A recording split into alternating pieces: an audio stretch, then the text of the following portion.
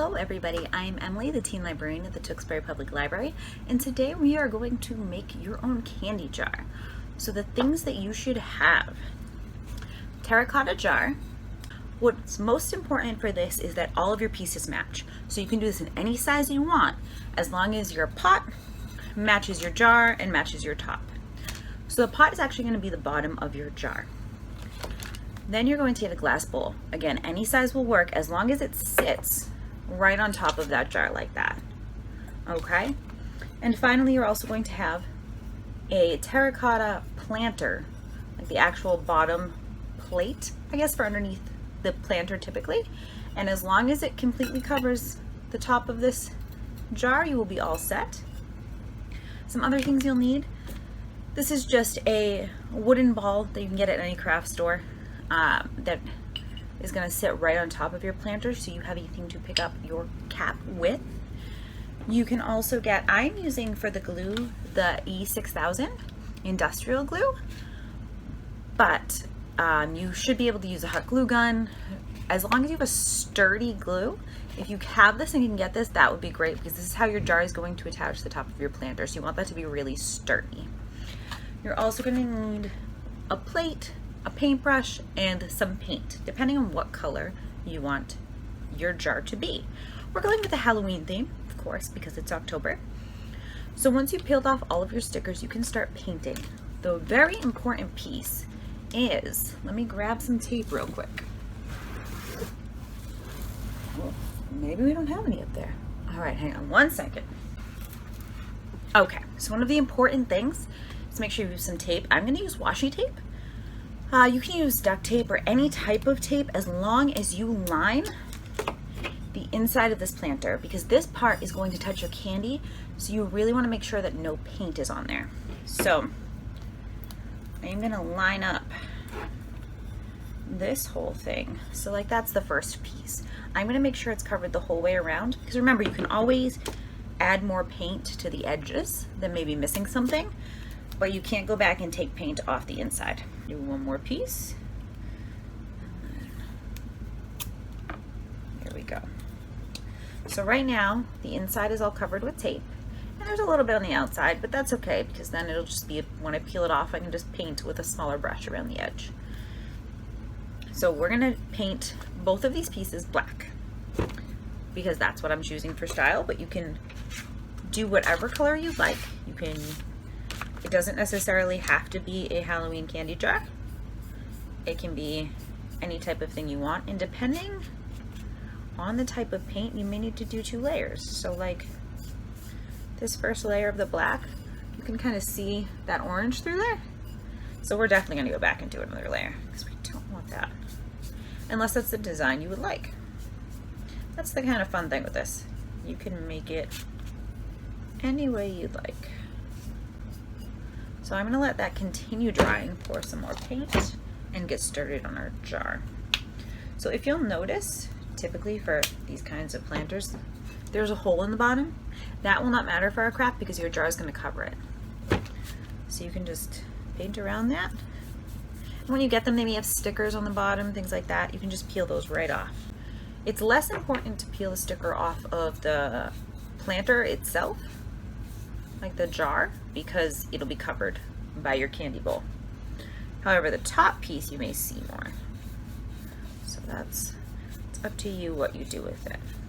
There are lots of design options too with these. You can glue on like the plastic spiders for Halloween, maybe some webs. You can add some sparkles. If you're doing a holiday one, you could add some fake snow on it, or maybe some little snowman stickers. It's also a really nice gift idea if you need a gift idea for somebody in your life you know enjoys candy a lot.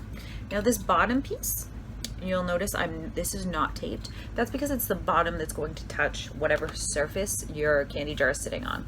So that's okay if that gets paint underneath. So see, that's already starting to dry, which is awesome.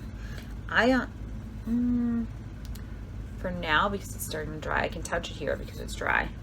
Place that back down and pick up our lid again. So this is one of those See how many layers you think it needs. While those are going, again, you do not have to, I'm going to paint the little ball that's going to go on top of our jar because I want it to match so it doesn't stick out. This is a good time too, if you have gloves, maybe to wear gloves over it, because I'm noticing I'm painting my finger, which thankfully I'm just going to wash off later, but having gloves probably going to save you this lovely painted finger look that I've got going on. And I'm going to let this dry a little because if I try to grab this off, I'm going to mess up the paint that's on there. Attempt to remove my finger. There we go. And again, if that loses some paint, you can always touch that up after. So our big planter, see how it's like a little streaky? So it definitely needs another layer because that's not the look I want on it. But if you want to do like a mummy type look, that would actually be really cool for that. It's up to you and how much time and paint you want to put into it. Very good idea to wear gloves so you aren't painting yourself like I am doing a very good job at right now.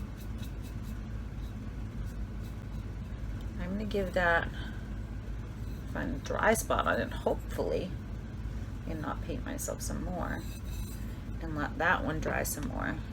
It's probably going to get one more layer.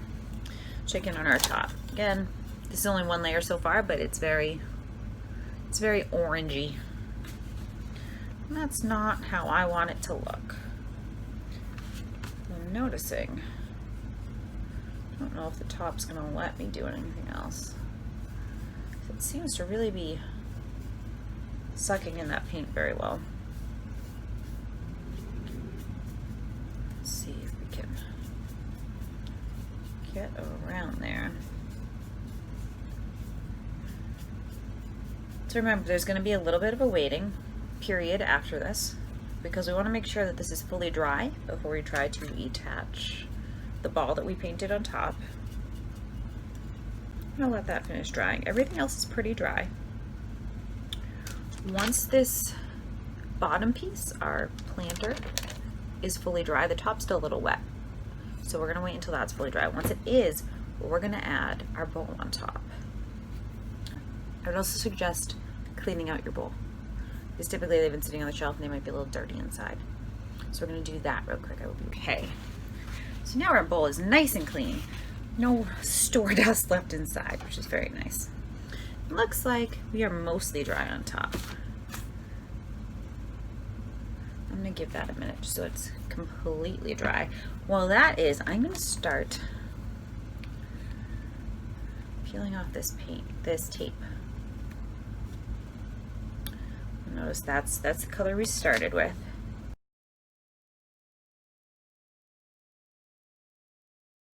I got some gloves just in case. It's better to have them and not need them. Looks like that. I'm going to glue our ball on first. So to make sure it gets exactly where I want it to, I'm just going to go around that little circle in the ball to make sure I attach it right where I want. And what it's going to do is go right in the center of our cap. If you want to style it in whatever way you'd like, to maybe make it off center or look a little odd, if that's what you prefer, then go for that. So however you want to do it.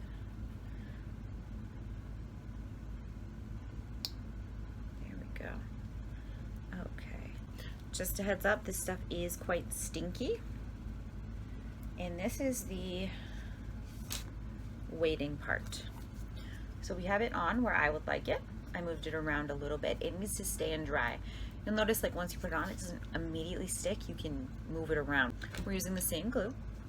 And what we're going to do is take this bottom and attach it and line it up right like that. See, it's starting to look like a little candy jar. So we're going to do the same thing. Use our very stinky 6000 glue and really get that edge of that planter.